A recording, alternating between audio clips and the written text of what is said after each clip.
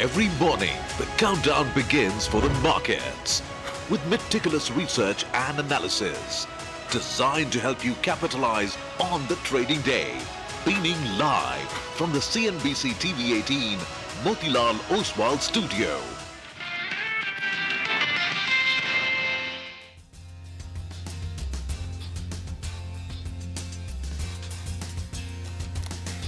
Good morning. You're with us here on a fresh new edition of Bazaar Morning Call. We are coming to you live from the CNBC-TV18 Motilal Oswal studios. I'm Prashant. With me, my colleagues Rima and Nigel. Guys, hi. Morning. Hi, morning. Hi, morning. Once again, we've got that two-track market. On one hand, on Middle East, there seems to be some fragile ceasefire or truce. But on the other hand, so much happening on OpenAI. For one, software is pulling back and pulling back hard. And even the numbers that came out of Broadcom post-market hours. It's a miss, and the stock has fallen close to about 14%. So that's the added overhang. And SpaceX IPO, big blockbuster one. Well, that's right. Plenty of cues, both globally as well as domestically. And last few sessions have been rather rough for the bulls, though yesterday there was a glimmer of hope. So we'll have to see whether or not, there's more pullback in store, or are we headed lower? Prashant, let's get straight to the action. Absolutely. Rima, when you said that software is in a pullback, you mean pullback? Back of the rebound. Pullback of the pullback. Yeah. Because of the rebound in that sense. And yesterday was a case in point. Well, let's just take it from the top and tell you what's happening. So oil prices moved up 2% last night. And I just wanted to mention that, I mean, prices are down below 97 now. But, while US was trading, it was reacting to oil at 98. And that's the context. But this morning, as you can see, we're under 97 now. So, the Associated Press is reporting that Israel and Lebanon have agreed to a ceasefire. But both sides essentially saying that, well, this requires complete cessation of Israel is saying incoming fire by Hezbollah. And, of course, Hezbollah is saying that Israel needs to stop. It's funny. I don't think we really had a ceasefire. There was a ceasefire, but, I mean, both parties were fighting.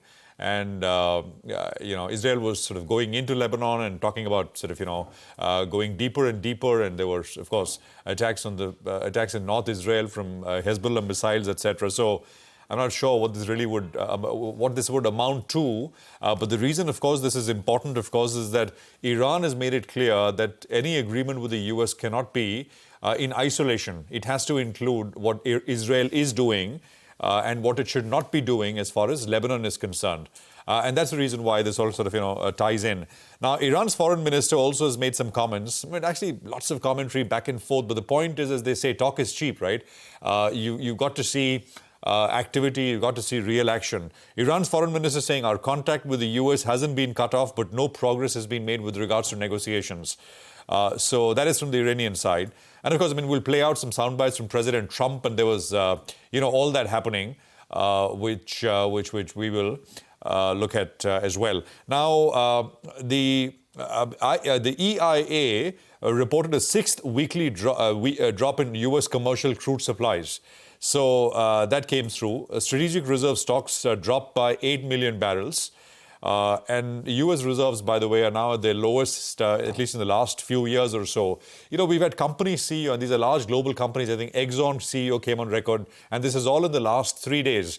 There was a Shell CEO came on record, and I think there was one more, which is day before yesterday, who said, well, the world kind of is sleepwalking into a real oil shortage kind of a situation. Prices, all kinds of prices being thrown about. I think the Shell or this Exxon, one of the two, basically said, well, we could be looking, if this continues, the stalemate continues, you're looking at $140, $150 a barrel. Now, U.S. equities, as I said, they were trading with oil at 98, maybe a little higher. So they were down, and they ended their 9-day winning streak. NASDAQ was down almost about 0.9%. 9 days, right? I mean, non-stop, up and up and up. Of course, I mean, the day before yesterday was small up. It was kind of flattish, but it was up nevertheless. 10-year yields were up 5 basis points. We're at about 4.5%. NVIDIA was down 4%. Microsoft was down about 3%. And Broadcom, the chip maker, fell 13%. This is, of course, the price action in the after-hours trading for that one. And we'll perhaps get you more commentary around it. Let's just tie in the levels here now. The market is falling, but it is also not collapsing, right? And that's the point which we made yesterday morning as well. So if you look at, for example, Monday's price action or Tuesday's price action, yesterday was Wednesday, Again, I mean, the market fell, but it didn't get to the gap area. Now, when I say the gap area, I mean the gap which was made between the 7th of April and the 8th of April. That's the gap which is the gap to be filled. So yesterday, we've filled that gap in that sense. So we fell below 23,270, but we didn't close below it. That is point number one. And let's just go back to the first, let's just stay with this plate for a bit. We didn't, we didn't stay below it. And Nifty has now filled the early April gap, the 7th, 8th April. So that if you look at the low yesterday, 23,151, that is the high on the 7th of April. Now you can ask the question, and it's a legit question to ask, what does this mean? Is this bullish? Is this bearish? But maybe it is nothing. I mean, if that gap had not been filled, it was a pretty strong, robust area for support. But I think it still is the support in that sense. So the high of 7th of April and the low of the 8th of April, that's basically the support zone. 23,151 to 23,270 is the support area for the Nifty. And of course, I mean, on the way up, there's lots of resistances, but we'll just go with 23,800, which the Nifty needs to close above for any amount of enthusiasm to come back. Flows, etc. I think it was a matching number, but very large numbers. And Nigel will talk more about this in just a bit. And tomorrow, of course, is the Reserve Bank of India policy. It's a pretty consequential policy with regards to what the Reserve Bank does and says. And it's got implications for yields. It's got implications for the rupee as well. GIFT Nifty will give you a quick sense of how we're likely to start. Oh boy, 200 points lower. So we'll see if this is going to be 200 lower straight away at start, which basically means that then you're looking at lower levels, or this is going to hold and maybe turn around a little bit in the next hour or so. Nigel has walked across to the wall with the F&O data and positioning. Nigel. Well, crude oil prices have cooled off a little bit, though the geopolitical risk continues to be alive. And the GIFT Nifty is suggesting a pullback of around 200, 250 points odd. If you're a brave trader, probably, that dip could be providing you a bit of an entry opportunity just because crude oil prices have cooled off. But there are some statements that are coming from Mr. Trump as well. And this war appears, maybe it gets prolonged a little bit. So we'll have to keep an eye out on that. However, this dip could be an interesting entry just for today's trading session, going by the kind of fall that we've seen. The FIs, they continue their selling base. Well, in yesterday's trading session as well, the FI selling was matched by the DI buying. However, what stood out yesterday was a bit of a short covering bounce that we saw on the Nifty Bank. And that was evident, right? Because the Nifty Bank open interest was down, while on the Nifty itself, you had some open interest build up. So there are shorts that are getting built onto the Nifty, but there was clearly covering that we saw on the Nifty Bank. And, that perfectly tallies with what the FIs did. Yesterday, they added 30,000 contracts again on the short side.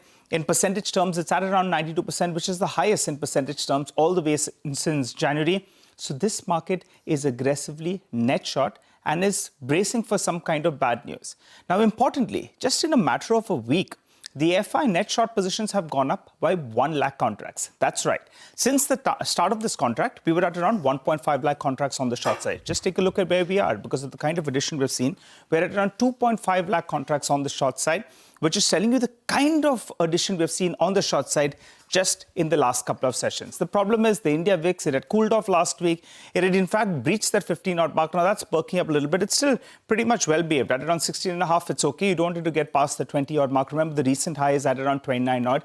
That gives you a sense in terms of fear in the system, volatility in the system as well. So this one perking up is not great news, but it's still far from that 20-odd mark, which is a bit of a risk level. In terms of the options data, the PCR is holding at around 1. Remember the other session, we had aggressive shorts in the system, and you had the PCR that came down to around 0.65, 0.7 odd. You want the PCR to come down, and then in fact, that triggers a bit of a technical factor when we see a short covering bounce. But fair bit of action, 23,300 call, 23,300 put as well. Good amount of open interest built up out there. And it appears there were some signs of writing even on the put side. That's around 23,300 put just in yesterday's trading session. The problem is the Nifty needs to break this trend that we have been seeing for the last few trading sessions. We have been making lower highs and we've been making lower lows. So for today, you want to get past this mark on the upside from a bullish perspective, and the bears will cite a break of this particular level. So that's the crucial range that you're looking at for today's trading session itself. Important that the Nifty gets past the 23,500 to give you some hope, because then we go on to challenge the 50 as well as the 20-year DMA, which comes in out here. So that's a 50 DMA, above the 23,500 mark. And yesterday's low becomes a bit of a reference point. The Nifty Bank, you'll have to bet on that one. Yesterday it saw a big recovery from the lows of the day. And it's very, very close to its 20 as well as its 50 DMA. So it's going to be important. Was that just a flash in the pan yesterday? Or is the Nifty Bank actually going to take some kind of leadership from here on? We'll have to keep an eye on. But I think that's the one that could, in fact, fight back from a bullish perspective. Thank you very much for that. Let's get to the ongoing tensions in West Asia then. US President Donald Trump said that progress in talks with Iran could come within days and said that Washington expects to secure Tehran's enriched uranium stockpile under a potential deal. Listen in. Because we took a strong action for a different reason. So they were reciprocating it. Mr. President, can you explain why the negotiation itself has gone very well, actually. Very well. Mr. President, It could happen. I mean, if it happens, and it might not happen, who knows? But if it happens, it could happen like over the weekend. When it's over, as of this moment, it's agreed that we will go in with them. We will get it and we will destroy it. It will be destroyed. Well, he has been saying that negotiations are going on pretty well, but we just haven't had a final deal come through. But there was a ceasefire agreement between Israel and Lebanon that happened a couple of hours back. And just before that, a reporter asked the US president whether it was possible to get a deal with Iran and open up the Strait of Hormuz, even if Israel did not stop its hostilities in Lebanon. This is what he had to say. We're trying to separate it. I mean, look, it's a very different kind of a thing. We actually spoke with Hezbollah for the first time ever. We didn't know they spoke. And they agreed yesterday they're not going to shoot. Israel's not going to shoot. We're just going to see. But I'd like to separate it. I'd like to have a separate thing because it is separate. Well, it is separate, but I guess Iran would disagree, right? Well, they're saying, well, it's not separate. I mean, they said it so in so many words, and that's the problem with regards to arriving at a sort of a MOU to end this thing now. William Lee is Chief Economist and Managing Director at Global Economic Advisors. William, good to have you with us here. Good morning. Thanks for joining in. We'll talk about US, Iran, etc. in just a bit, but just want to start with, you wrote something around the Marco Rubio visit to India, right? And by the way, Sergio Gore yesterday was speaking, and the big one is the trade deal between the US and India, like a framework agreement. And what we've been hearing is, we've heard it a few times from the Indian side and of course from the US side as well, that 99 is done, 1% is left. That's it, and it's going to get done soon. So just quickly, your thoughts there, William, and then we'll move on. I think it's important for the U.S.-India relations not to look at these trade deals in isolation. Look at the trend. And I like to say, ignore the weather reports and look at the climate reports. The climate is one where the U.S. is clearly strengthening its strategic relationships with India. The technology transfer for the production of jet engines, fighter jet engines, as well as small modular reactors, I think is a very clear indication that if you follow the money, the strategic asset transfers from the United States to India is leading the way for further private sector investments into India. That's the full story. And I think that was the gist of my report. Is I wrote something for our clients, many of whom were expressing interest in investing in Asia and trying to decide between China and India. And I wrote a very pro-India piece because I think when the choice comes to setting up long-term investment facilities, India is got a lot of things going for it, and the deals that the Rubio was talking about are the hallmarks of the growing strategic relationship. Like I said, the weather report changes day by day, and you can have tariffs, you can have all sorts of trade problems. But when you follow the money, follow where the strategic assets are going, I think that's a very clear sign the U.S.-India relations are getting better. William, hi. So the weather is hot when it comes to long-term FDI strategic money coming into India. But the problem is that the weather is very cold when it comes to capital markets and the outflows that we're seeing from the Indian markets. And we're losing out to all our Asian peers. So what's the weather climate check on that? And is there any sign of it changing? That's why the building of infrastructure in India is so important. You're right. And in this show, in fact, I have advocated to many of your investors, if you want to put money to work, put it to work in the most efficient place, United States. Emerging markets are not the place that I tend to favor. But if you do want to see where in emerging markets you do want to diversify, India has all the attributes. And I think the losing out to other investors, I think it partly comes from the AI trade that we're in.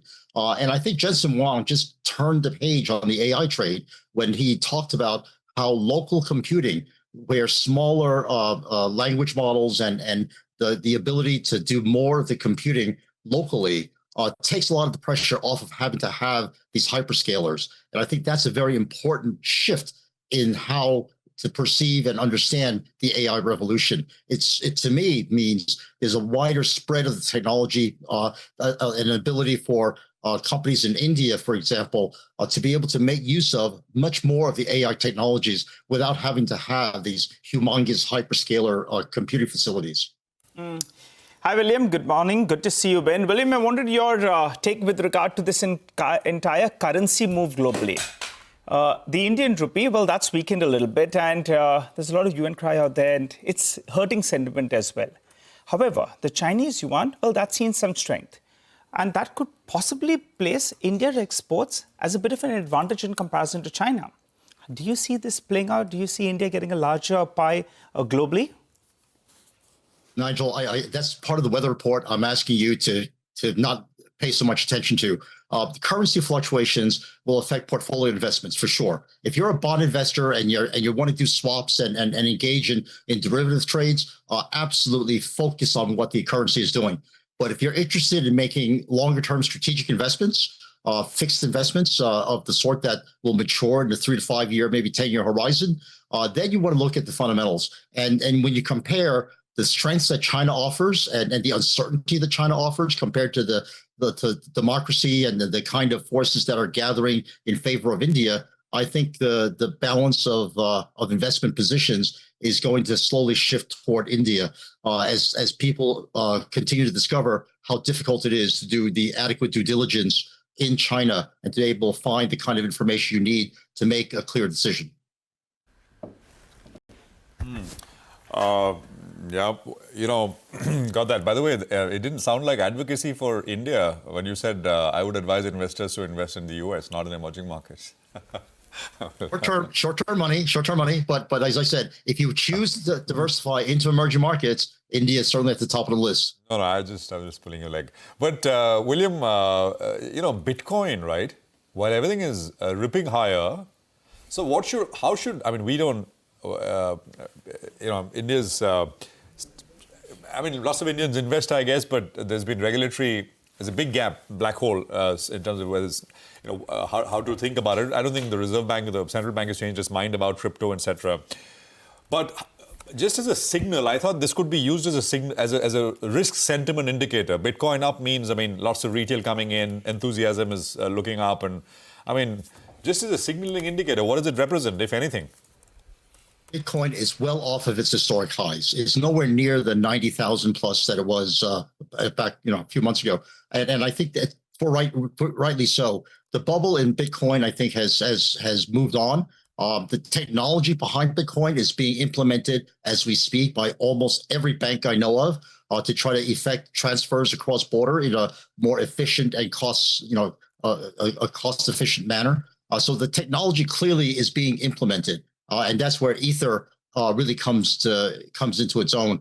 But again, the infrastructure isn't there, and I think the acceptance hasn't been spread wide enough outside of the confines of established institutions like the banks, global banks that are using that kind of crypto technology to do their transfer. So I would say Bitcoin right now is still a case that yet to be decided. And if you want to be speculative about it, yeah, buy some Ether. But I would invest in some shares in India before I buy Ether. All right. Thank you, William, for joining in. Moving on now, let's tell our viewers the interactions lined up on the show. 8:35, the management of Happiest Minds will talk about their outlook for FY27, AI, and all things related to that. At 9 a.m., Ajit Kumar of JM Financial will put the spotlight on banks. 9:20, Manishi Ray Chaudhary of Emma Capital will be our market master for the day. 9:30, we bring you a discussion around the cabinet nod for old trucks and bus replacement in Delhi NCR. Following that, the management of D Development will be chatting with us at 9:40 to talk about their fundraise. And the management of CIAT will also be speaking with us at 9:50 to talk about the road ahead. Towards the end of the show, Lata will speak to economist Geeta Gopinath on India's current account deficit bank, the rupee-West Asia conflict and more. Well, time to slip into a short break. We've got a lot of stock-specific action to track for you in our special Top 10 segment. For the time being, I'll run you through the list. Hero MotoCorp, JBM Auto, IEX, BHEL, Skipper, all of them will be reacting to positive news flow. Idea Forge as well as Bharat Forge. While on the flip side, Lenskart, GMR Airports, and Angel One will be reacting to negative news flow. Take that break, come back. We get into further detail on all of these names.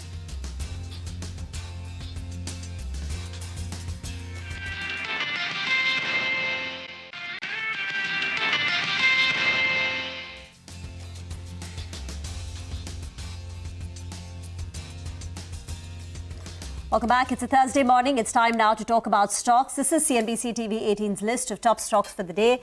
But let me begin with Sudarshan, who joins in with a whole host of news today. Sudarshan, hi, good morning. Good morning. So I'll start with Hero MotoCorp flexing with flex fuel vehicles. Company is launching 2 bikes in 100cc segment, and that would run on flex fuels. Basically, that would be compatible to run on alternative fuel, and that would be combination of ethanol and gasoline. And ethanol part can go up to E85, basically 85% of ethanol and remaining part of gasoline. So company has launched HF Deluxe flex fuel. So HF Deluxe would be priced at rupees 72,792. And second one is the most run bike, that is Splendor. So they have launched Splendor Plus Flex Fuel, and that will be priced at 82,710. So going with green for Hero MotoCorp. Next one is JBM Auto, which has given the update for the month of May. Company is saying that it has 49% market share in electric bus segment in May 2026 and recorded 157 electric bus registrations during the month, and that's the highest that company has seen, basically amongst all the industry peers. Next one is IEX. I'm going with green because May traded volume was at 12,983 million units. That was up almost 19%. And average market clearing price in DAM was rupees 4.88 per unit. That's up 18%. And RTM clearing price at rupees 4.16 per unit. That's up 21%. And remember, this price increase is basically backed by the strong demand. That's the reason I'm going with green for IEX.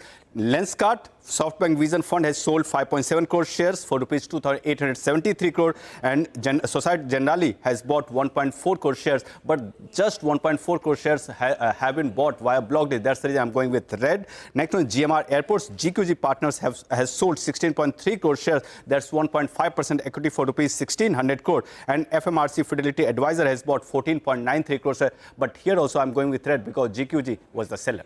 All right. So thanks very much for that. Well, more stocks with news flow. Vinny's joining us with that list. Vinny, morning. Hi, good morning. So first up, let's talk about BHEL. They've received an order of around 2,000 to 2,500 crores rupees from Dangote, Nigeria. And this is for mainly a contract and agreement for supply of 8 gas turbine generator packages. Now, obviously, this is going to be over a period of 26 months. This is for designing, manufacturing and supply testing. All of that will be included in the scope of work. While this is a positive news that's coming, we have a note that's coming from UBS on BHEL where they're downgrading the stock to a neutral from a previous buy rating, though they've raised the target price to 460 rupees versus previous target price of 375 rupees. The main reason is that obviously we've seen an outperformance that's coming from BHEL in terms of a run-up for the stock as well. And that is why they believe that there could be some bit of a correction that could come in here for the stock. So maybe we could see it open in the green and then a bit of a red on the screen. Next one, we have Skipper Limited that's in focus. The board has approved raising of up to around 433 crore rupees through equity shares on a preferential basis. And in that, the preferential allottees who are going to be there, small cap world funds name is there. We have Bandhan small cap funds name also, and other institutional investors. 92 lakh shares will be given on a preferential basis. So keep an eye out on that. Green could be seen here. Idea Forge, they've received a board approval to raise 500 crore rupees. This could be through various methods. That could be equity shares, preference shares, convertible debentures. That has to still be decided. But there is a fundraising plan of 500 crore that they have. Lastly, we have Bharat Forge. We have the Class 8 numbers that have come in. May Class 8 truck orders have come in, and we're seeing a rise both on a month-on-month as well as on a year-on-year basis. Month-on-month increase is seen after 2 months of decline. We're finally seeing an increase coming in, and May orders are up around 124% YOY and 4% on a month-on-month basis. So green could be seen here as well. Thank you very much for that. Back to Sudarshan on Angel One. So after so much of confusion, our colleague Devyani suggested that we should go with green for Angel One after May month update because it was a strong month of April that company had reported and there was a sharp increase in the client base. Now on that strong base, company has reported an increase of 1% in the client base even in the month of May, while gross additions have declined 9.7% month on month. Another positive part is average client funding book has surged by almost 19% month on month to record high of 63.1 billion rupees. And even F&O market share has seen a further improvement that's up 11 basis points month on month to 22.5%. And this is done despite lower trading volumes. So overall, looking green for Angel One. Thank you very much for that. We'll keep coming back to you for more. For now, let's do a quick recap on the top stocks. Stocks with positive news flow are Hero MotoCorp, JBM Auto, IEX, BHEL, Skipper, Idea Forge, Angel One, Bharat Forge. Stocks with negative news flow are Lenskart and GMR Airports following those big block deals. But let's move on and talk about commodities now. Manisha Gupta joins in for a complete roundup. Manisha, good morning. Morning, and thank you for that. And I'll start with the crude oil prices, where we did see a gain of 2% in the overnight market. This was after U.S. strike on an empty oil tanker bound for Iran, and Iran launch attacks on U.S. naval bases in Bahrain and Kuwait. But today morning, the crude prices have seen a bit of a turnaround. We've seen a 1% decline in the Asian markets right now. This is as the street is looking at a ceasefire agreement conversation between Israel and Lebanon. This has increased hopes for a broader deal to end the U.S.-Israel war with Iran. In the meanwhile, you also have the U.S. House approving a resolution seeking to curb President Donald Trump's war powers. Now, this resolution needs Senate approval and two-thirds majority in both chambers. So this is something that the street will watch out for. In the meanwhile, it also is about the U.S. crude stockpiles, which have declined for a 7th straight week, this time around by 8 million barrels to just about 433.7 million barrels. So global inventories have continued to decline, and that would in turn continue to support prices as well. So while the crude has seen a bit of a decline, you have seen declines continue for gold. That fell 1% overnight. Silver was down 3%, platinum 4%, palladium 5%. So metal prices overall, precious and base metals, are slightly under pressure in Asia right now. Okay, all right. Thanks very much, Manisha, for that. Well, that's commodities, and we'll do more commodities with Manisha a little later after markets open. But, you know, there's a scathing, damning SEBI order on Rajesh Exports. It's a listed company. It's been, I guess, listed 20, 30 years now. And it's a company you don't see very often on CNBC-TV18. I don't remember talking about it or ever coming up. Always a ring of suspicion that maybe things were not all right. The SEBI order, of course, confirms it in really blistering detail. So this is an interim order following SEBI's investigation of the company for a period of nearly 4 years. Yash is joining in with details of what SEBI found. Yash, take it away. Well, Prashant, as you rightly pointed out, it's quite a scathing order which stretches across 109 pages. The period of assessment which SEBI has done is merely 4 years, but the kind of allegations in terms of the kind of numbers and the size of numbers is quite huge that SEBI has put forth in its order. As far as the notices or the people accused in the order are concerned, the first one is the entity itself, that is Rajesh Exports, and the second one is Rajesh Mehta, the promoter of the company. The period of investigation, as I said, 4 years, April 2020 to March 2024. And as far as allegations are concerned against the promoter, against the company, there are about 12 to 14 very, very serious allegations which SEBI has put forth in its order. It has substantiated these allegations with exact numbers that were involved behind the misappropriations which SEBI has pointed out, and those numbers are large as far as getting any kind of attention is concerned. As far as large brackets under which the allegations get divided, I'll put them into 4 or 5 large brackets. The first one is systemic failure on the part of Rajesh Exports to substantiate its financial figures. Second one, non-availability of financials of Rajesh Exports subsidiaries and the step-down subsidiaries. This is very crucial because the subsidiaries and the step-down subsidiaries overall contribute more than 95% of the consolidated revenue, where the details of the financials were absolutely absent for the last many years. Third one, selective and incomplete disclosures by Rajesh Exports. And the fourth one, elimination of intra-group transactions to mask specific entity risks, cash flows, related party exposure. As far as Rajesh Mehta is concerned, as I said, he's the promoter, executive chairman, director and audit committee member of Rajesh Exports. What market regulator SEBI says is that Rajesh Mehta had substantial control over the company's financial. He was a key decision-making authority, and the alleged violation which SEBI has put could not have occurred without his knowledge, consent, involvement as far as Rajesh Exports is concerned. What is SEBI's order? Essentially, market regulator SEBI has restrained Rajesh Mehta from buying, selling or dealing in securities of Rajesh Exports directly or indirectly. And the second one, Rajesh Exports will have to make true and fair disclosure of its financial statements and related party transactions to market regulator SEBI. Do remember, this is an interim order, right? So there is no penalty or any further action which has been provided at this point of time. But market regulator felt that it is a very serious case and it merits an interim order to stop things at this point of time. Right now, the investigations will continue, but a stop has to be put here, and then the investigation continues and the final order will be awaited. All right.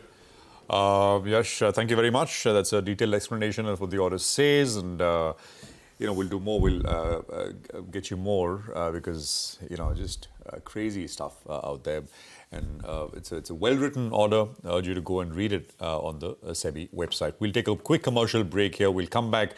The management of Happiest Minds will be with us to discuss their outlook for F527 and the road ahead. Stay tuned.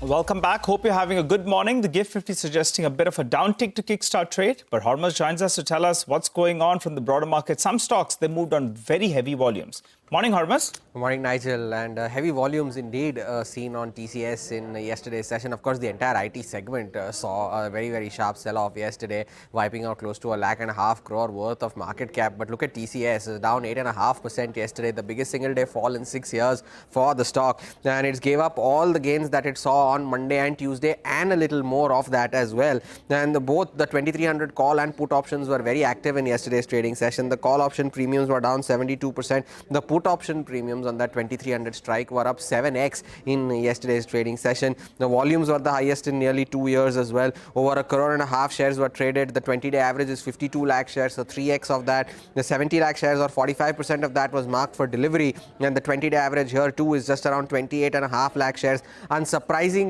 TCS was the most traded stock on the Nifty 500 in yesterday's trading session. And of course, now the next important level for TCS is 2210, because if it slips below that level, its market cap will be now below 8 lakh crore rupees. The stock that bucked the trend in an otherwise volatile market yesterday was Car Trade Tech, and of course that came on the back of an upgrade from Kotak. The stock ended with gains of close to 10%, the biggest single day gain and volumes in over a month. It was the 5th straight day of gains for the stock yesterday, and the stock is up 15% during this 5-day period. The volumes that were seen in Wednesday's trading session were the third highest in 2026.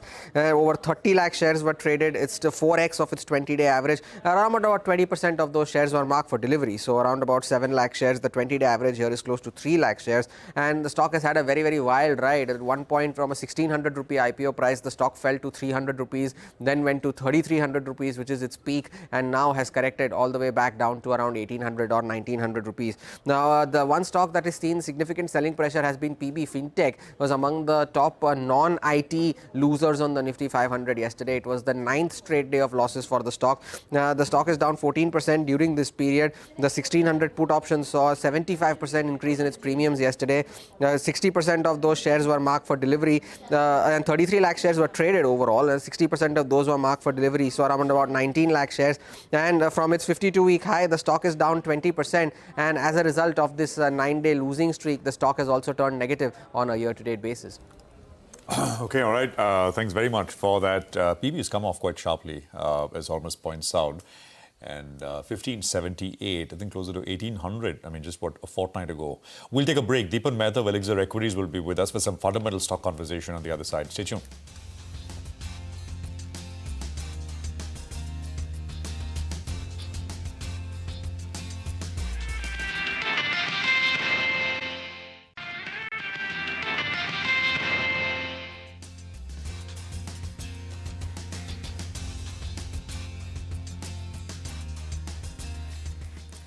Welcome back. Let's invite the management of Happiest Minds on the show. Joseph Anantaraju, co-chairman and CEO of the company, is now joining in.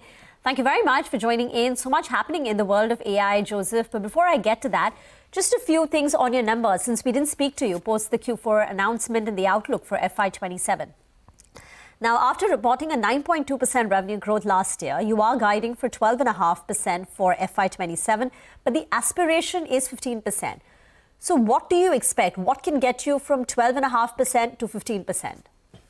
Yeah, the 12.5% plan or growth was predicated on a grounds-up approach that we did, looking at each business unit accounts.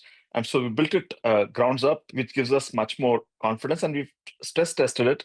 But the 12.5 to 15% growth, Rima, will need 3-4 things to work out for us. And, I'm hopeful it'll happen. The first is, I think we need to see more conversions of some of our GenAI deals from POCs into, larger projects or larger deals, right? That's one. Second is the revenues we get from our solutions and from our products, whether it's Artha or whether it's Insurance in a Box, which we introduced this year, or EduWeek. I think that will help because these are all lumpy and they contribute to the top line in a big way, right? The third thing is we have quite a few large deals in our pipeline. And even if a couple of them, these are like cutting across quarters and across years, if a few of them close, I think that will help us get over the line. And the last I would say is, we're getting good traction with some of our peak partners. If we can get a few more deal or wins out of these channels, I think that would help. And on that point about how, we were listening to the Emphasis Analyst Day a couple of days back, and they too are talking about how the entire business model is moving towards outcome-based from time and material. And you've also spoken about it as the way for Happiest Minds. What percentage of your book today is outcome-based, and what will that number look like 2 or 3 years down the line? Sure. So if you look at our non-T&M based percentage of revenue, it's at around 25%, Rima. And, my expectation is that we will move this to 30 or 35% at the least, if not 40%, in the next 2 to 3 years. There are 2-3 ways we can do this. And I'm going to give you examples of what we're doing with customers right now. With one of our customers, we are looking at their platform, which has been around for some time, and we're saying that, hey, we're going to modernize this whole thing. This is what it's going to cost you. We're going to take over and do it and deliver with functionality, scalability, security, etc. Right? That's one. Second thing is, with one of our customers, we are saying that you have your platform being handled by a team size of X, using our Rely-enabled platform for using AI in the SDLC process, we will be able to reduce 30-35% of the overall cost, and we will be able to do this for you, ongoing basis. And for one of our other customers, what we've done is saying that you have this platform. It's in the healthcare radiology space, and what you're saying is that we will be able to deliver this outcome based on per X-ray that you would be transacting through the platform that we have, which is more of a AI-driven image recognition analysis platform. So that's the approach we're taking. And the last one is on our EduWeek platform. And what we're doing out here is we have a bunch of components. So we're going to the customer and saying, you can take a few of these components, whether it's classroom analytics or retention, and the rest you can figure out how you want to do it, and that will again give us license revenue plus the ability to use some of our inbuilt capabilities. So just that point about non-TNM, that's non-time and material, simply put, outcome-based. As it moves from the current 25% to 30, 35, max 40% in the next 2-3 years, directionally, what does this mean for margins? Will margins be higher than it is today? And if yes, to what extent? Our expectation is that we should be able to get an uplift of 2 to 3% on our margins. But a lot of it also, Rima, would depend on, and this is is evolving space, right? How you manage your tokens and how do you manage your AI tools, and how is the costing for the AI tools done, and how can you incorporate that cost and into your pricing and present it to the customer. So there are a few unknowns, I would say, out here. But our hope is that we'll get a couple of % of uptake in our margins. But it's a lot of it is evolving. It's a fast evolving space. You spoke about the cost of AI. There is a lot of reportage about how companies are blowing up their AI budget. Have you experienced something like this? Rima, so far with our customers, I think they've been investing in AI, but in the last month or 2 months, we've started having conversation, and some of it is proactive, where we've gone back and we're also developing a methodology around metering for token consumption, around optimization of token usage, and internally, to our teams, sharing some best practices on what to do, what not to do, to make sure that your token usage is optimized. Again, this is a space that's evolving, but I think this is going to become a big question in my mind, at least. And I've been, when I meet with customers and we discuss the agentic AI way of approach and overall usage of AI tools in the SDLC, and even outside of SDLC, if you're doing some kind of, if using it in some business process or in some automation, you have to, I think, weigh it off against what is the overall TCO of manual plus technology versus using an agentic AI approach, because there are 2 elements out here, right? One is the usage of tokens, and the other one is the costing of tokens. Right now, if you look at the cloud, 10 years back, there was, I think maybe 10 or 8 years back was when it was the lowest. And then you saw increase in the overall costing of cloud. And same thing could happen with, the AI tools and your tokens. So I think this is something that, customers also have to be cognizant of, because once you replace your knowledge and your knowledge workers with agents, then your dependency is much higher. It's not easy to move back. I think industry will have to take a little bit of a studied view into this. There is the term, right? AI boomerang. When companies lay off employees on account of artificial intelligence, only to rehire them once again, because maybe on account of operational costs or the service quality. So AI boomerang is the next big term after AI-led layoffs. Joseph, thank you very much. It's a short conversation, but we look forward to the next one. Thank you for joining us. Thank you, Rima. See you. Bye-bye. All right, let's get in Dipan Mehta, Director, Elixir Equities, now on the show. Dipan, a quick comment on Happiest Minds? I think the results, first of all, good morning, Rima. I think results were pretty decent. And I've been tracking Happiest Minds since its listing. And it's another few, I would say, very flexible and very agile software companies. It's a new generation software company, so it doesn't have some of the legacy issues of the likes of Infosys, TCS. And I would say that it would be one of the winners in this entire AI disruption space. Because now what is becoming clear is that these software services companies, there'll be a few winners and a lot of losers because of AI. And I think Happiest Mind, Coforge, Persistent Systems, Fractal are, in our opinion, the companies which will be able to use AI to their advantage and grow their business significantly. So very positive on Happiest Minds, reasonable valuations as well. And only thing is, I think next 2-3 quarters are critical for the revenue growth rate to improve. And if that happens, then I think the stock can really give excellent returns. Yeah, can give good returns. Deepan, morning. It just feels like a tough last few days, right? At least at the index level. It's not. While there's general feeling, at least I feel it, that the sentiment is just too overdone on the negative side, right? That it's almost as if, and it's as they say, when regions or your neighbor is doing very well and you're not doing well, you feel doubly bad. Yeah, that's true. There is that element of that element there, but price action is not turning up, right? We are now closer to 23,000 than we are to 24,000 once again. So it's a range broadly. So any thoughts, Deepan? Prashant, I think what you said can be summarized in one word, that is FOMO. And if you look at it, but this is envy, jealousy, whatever you want to say. But it's a real thing as well, right? It is that.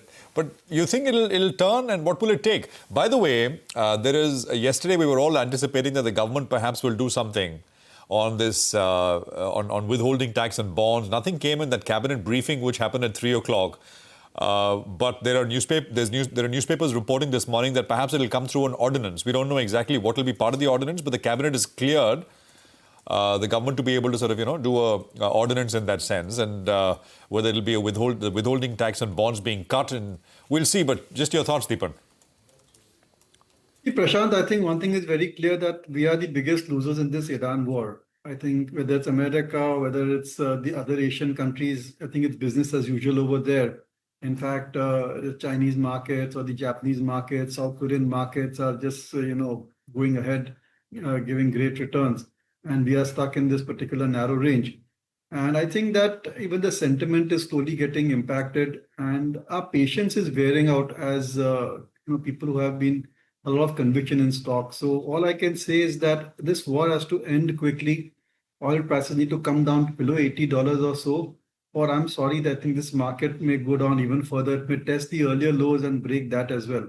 I mean, already we are seeing trickles of bad news flow. I was very disappointed to learn that for the month of May, the actual commercial vehicle sales were lower by 20% or thereabout.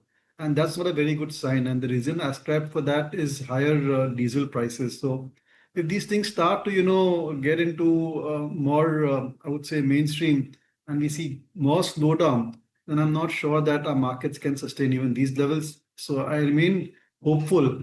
But as I said, I think patience is wearing out. And our ability to absorb the shock also, whatever reserves we had as in the company, at the company level, at the economy level, that is now fast getting used up. All right. Hi, Deepan. Good to see you. And Deepan, what's your view on some of these, NBFCs? Yesterday, you had IIFL Finance. The stock moved up. It was one of those loan stocks that were up, I think, 4% or thereabouts. It's been a big underperformer post that income tax, notice that they got.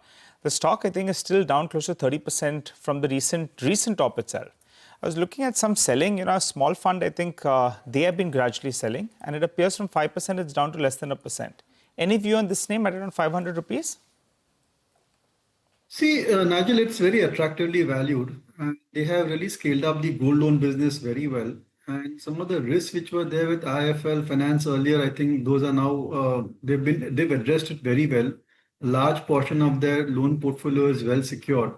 And I think it's just a matter of time. Once the consistency comes through in the earnings, then markets will start to pay it a higher premium. And as regards your question on NBFCs, I think the best way to play the lending lending theme is to the NBFCs. I'm not that positive on banks. I think it's a red ocean over there, and competition is severe in that segment. But NBFCs have certain flexibility, and they have certain advantages, and therefore I think they may do pretty well. And within the NBFC space also, our focus is for multi-product NBFCs, like say Bajaj Finance or L&T Finance, Cholamandalam, there's Tata Capital, there's HDB also. So these are the companies where I feel that investors can expect steady growth. I don't expect extraordinary returns like say what you get from the defense or railways or shipbuilders, but they can provide a certain amount of steadiness to their portfolio and deliver that typical 15-17% type of investment returns, which will be linked to their profit growth. Having said that, all of these companies, we and our clients may have investments as a measure of disclosure. Okay. All right, Dipan. Dipan, I want to ask you also about the cookware companies, TTK, Hawkins, and Stovecraft on the other side. But for the time being, we'll slip into a short break. We'll continue our chat with Dipan. We'll also get Rohit Srivastava of India Charts, who will be joining in to tell us how does he see market shape up. And our technical experts, Sudarshan as well as Shilpa, will be joining in.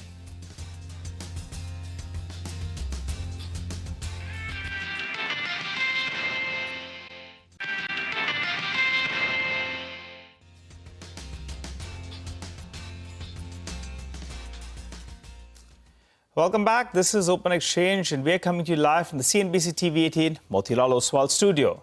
As promised, we continue our chat with Dipan. Dipan, I wanted your view on all these names. TTK Prestige, Hawkins, Stovecraft. They have seen a sharp correction from the top. I was reading a couple of reports, and some of these managements were in town as well over the past week for various conferences. And the point they were making is that in 2020, 2021, in COVID period, there were a lot of fresh purchases. Now, in fact, the life cycle normally is around 5 years or thereabouts. So you'll see that, replacement that takes place. And that's why they're guiding for better growth in this year. Keep in mind, these are stocks that are nearly half from the top. Your view on any of these names? I think it's a good story, but you have to consider the fact that their costs have gone up significantly. And these are consumer-facing businesses in very competitive industries. So passing on cost increases is going to be very challenging. So I would be a bit circumspect. Base effect and overall, I think, slowdown in consumer spending may affect these companies. And right now, I think investors are chasing very different themes. They could be in defense, they could be in export, they could be pharma, specialty chemicals. So consumer-oriented businesses are under a bit of a negative radar as far as I look at it. And even the correction has taken place. I'm not sure that this is the optimal level to get into these companies. I've been disappointed by their growth rates last 3-4 years or so. I thought they could do much better, but that's not happening the way at least we expected. Okay, got it. All right. Dipan, also I wanted to ask you about a couple of other names then. Some of these metal-related names, they're doing quite well. And I understand that the ferrous names, they're still trying to push through some price increases. But NMDC, that's the one getting into a monsoon season and they have hike prices. They're also guiding for 60 million tons of volume this year compared with 50 million tons. Your view on the stock, at around 75, 80 rupees, there was a lot of interest. Now it's more than 95 rupees. Your take? Nigel, I think that the mining companies per se, there's good scope over there. NMDC, you can say, even look at Hindustan Copper, the way they have scaled up their production this year and what their expansion plans are. There's Lloyd Metal also, that's also sounding very, very ambitious when it comes to raising their output. And I think that these are great stories because end of the day, we do want self-sufficiency in critical minerals. And to that extent, government policies and opportunities will be there for these mining companies to exploit mining opportunities within India. So very positive on companies like NMDC, Hindustan Copper, there's Lloyd Metal and other companies as well. And also now looking at all of these mineral or metal kind of services companies, companies benefit from increased mining activity or from increased, I would say, kind of exploratory activity. So that's also a good investment theme to kind of research further. Okay, so you're saying miners over some of these companies, right? You rather go down with regard to Lloyd Metal and NMDC. Got that, Dipan, interesting thought process. Thanks a lot for joining in. Wishing you a good remainder of the day, and we catch up in the coming days. Well, let's welcome our technical experts, Sudarshan as well as Shilpa, join us on the show. Good morning, lady, as well as gentlemen. Thanks for joining in. Shilpa, let's come across to you first. The GIFT Nifty suggesting a 200-point, 150, 200-point pullback. Would you be a buy into this dip? Good morning, Nigel, and thank you for having me on the show. Talking about the setup, I feel that 23,600 is acting as a resistance and the support is at 23,200. So we are complete in the middle, and I feel that if there is some sort of retracement, we can be a buyer, and your stop loss should be 23,100, on a positional basis. For Bank Nifty, we see that, 55,000 will act as a resistance and the support is at 53,000. Again, in the middle of, the trade. So little retracement towards 53,500 should be a more appropriate levels to go for a long. Okay, got that. What about you, Sudarshan? We're pulled back in the last few days. Yesterday, there was a bit of a bounce from the day's low.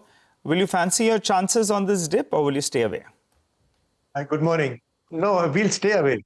Nigel, you know the intraday charts, how they are behaving. 200 Yes. points up and after half a day, 200 points down. So no one can predict how the markets will behave in 1 hour, 2 hours. What we can say is the choppiness is clear and visible. The reason I don't tell people to go short is very simple. That V-shaped rallies that come intraday are killing. So don't go short.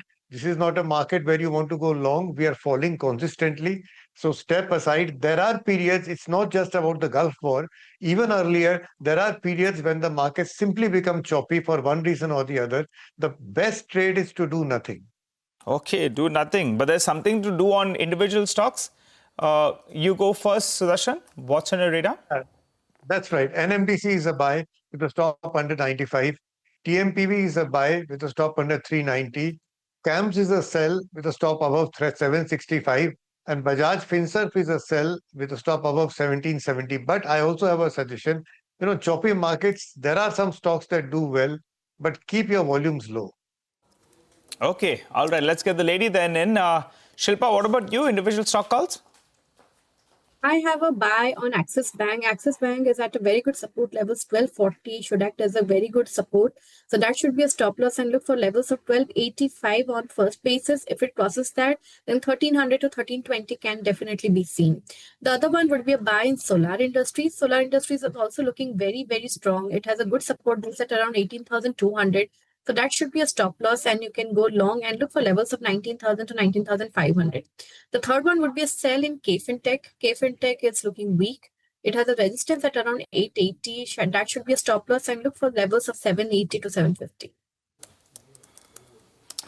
Okay, all right, got that. Shilpa, I wanted to ask you about some of these large names, the large cap names on the Nifty itself, HDFC Bank, Reliance Industries.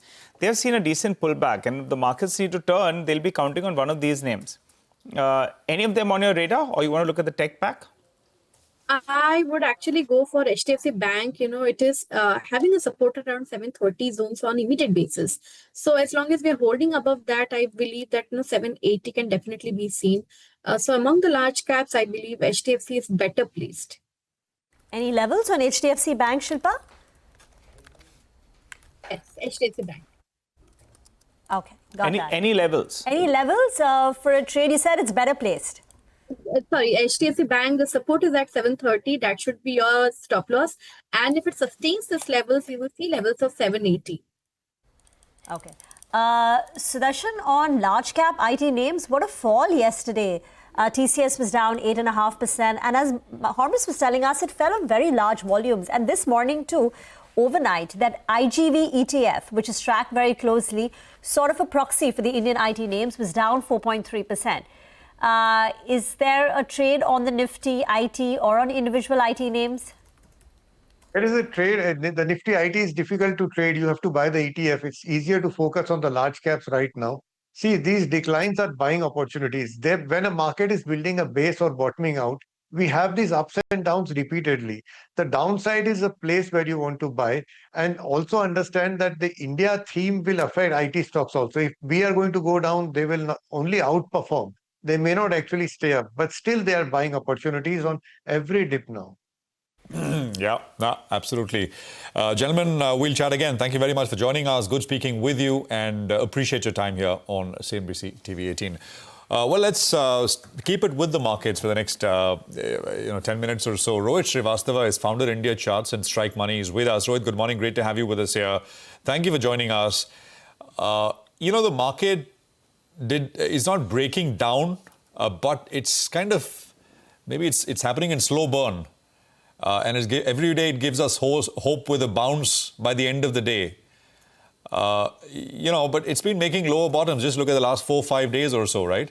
But there are the bounces, which gives you hope that maybe this is the point of maximum pessimism, maximum negativity, sentiment is poor. But near term, Rohit, what are the levels and how do you see this pan out?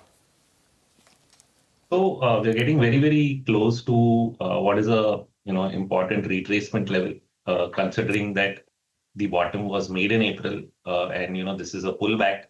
Then 61% retracement comes in at around 23,077 for the Nifty, and for the Bank Nifty it comes in at 52,687. So these become critical points close to which you do expect that the markets bottom out and reverse. Now, we have taken support close to that, like probably 100, 120 points away from that. Rohit, repeat that level. Where do you expect the market to bounce from? Yeah, 52687 for the Bank Nifty and 23077 for the Nifty. These are spot prices. They are not futures prices. And they involve the 61% retracement to the up move that we saw from the April bottom. Okay. So these become critical levels from where we can, continue to, go higher once we bottom out there. Now, do we actually exactly touch that? Well, we are close enough, within 100, 150 points of the Nifty, and, even Bank Nifty was even closer to that level. So we would start looking at, as we get closer to that you're at the final stage of this pullback. And at some point of time, you will see things turn to the better on the upside.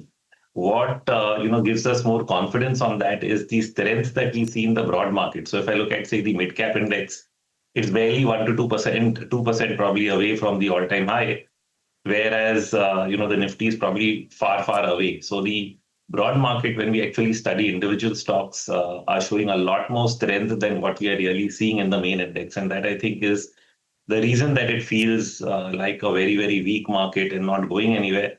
But if you're involved with stocks, you'll probably feel it's a very strong market. So that's the disparity. And I guess it will get resolved over time. So you're saying that, strength in broader markets and a couple of other things gives you hope that this is the final phase of the downturn in that sense? That's right. That's right. Okay. Now, anything can happen, right? It's markets 23,077 on the Nifty. If we get a close below it, then we're looking at what? Then we are looking at probably 22,300, which is almost a retest of the April lows. There's no other way to think about it. Can we go below that? I think it's a very tough call because sentiment, positioning, everything is already at a very, very extreme level. If we just look at how institutions or even retail investors are positioned in the futures market, we are seeing the same kind of long short built up that we have seen at most of the previous bottoms recently. So that is a reason to believe that it will probably not continue. For example, the client positioning is long up to yesterday's data is an all-time high long. So this is a record reading of 196,000 contracts bullish. And so we haven't seen this kind of number. The last time we've seen a record long position, we've seen the market reverse from there in a matter of days and then continue to make higher highs. So I think we are in the eye of the storm as far as this is concerned. And there's good reason that something should trigger a turnaround. Of course, there are a couple of things that can happen. We'll see if they do, whether it's the trade deal, whether it's fresh measures on the currency side, which I think has been the main concern. But purely looking at the technical data and looking at the relative strength of the broad market, I think these are reasons that we should not break 23,077. While, like you said, anything's possible, we would work with the possibility that it's not happening. Saying that, I think we should just change that flash. We should just say that 61%, what Rohit is saying is that we expect the market to bounce from the two levels, the Nifty and the Nifty Bank. So we'll just change that and make it clearer. Rohit, what you're saying is last time clients were so long. And when you say clients, what does it mean? This is local... Yeah, the index futures positioning, which is reported by NSE under four categories, FII, DII, client, and pro.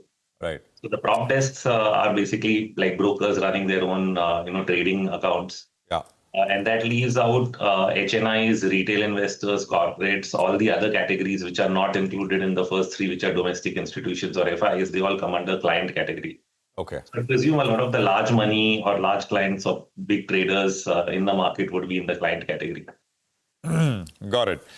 Got it. Now, you have an eye on the macro-ish situation as well, and I suspect that is what is driving this negative sentiment, right? Even when you look at stocks, there are lots of pockets of absolute. I mean, stocks at all-time highs, right? A bunch of spaces. It doesn't feel bad, but it just feels bad because of the macro narrative. So, tomorrow is the RBI policy, and I suspect it could be consequential. What's your view? You ask equity guys what RBI should do. This well, stay away from moving on rates. Fixed income guys, exactly the opposite view. Just quickly, Rohit, how to position? So I look at bond yields. I think the top end of the yield chart shows me around 7.15. We are at around 7.0, and we've touched close to 15 twice now in the last month during the crisis. So my worst case scenario is we probably go and touch that again. I don't think yields will go above that. Will RBI try to align with the bond yield?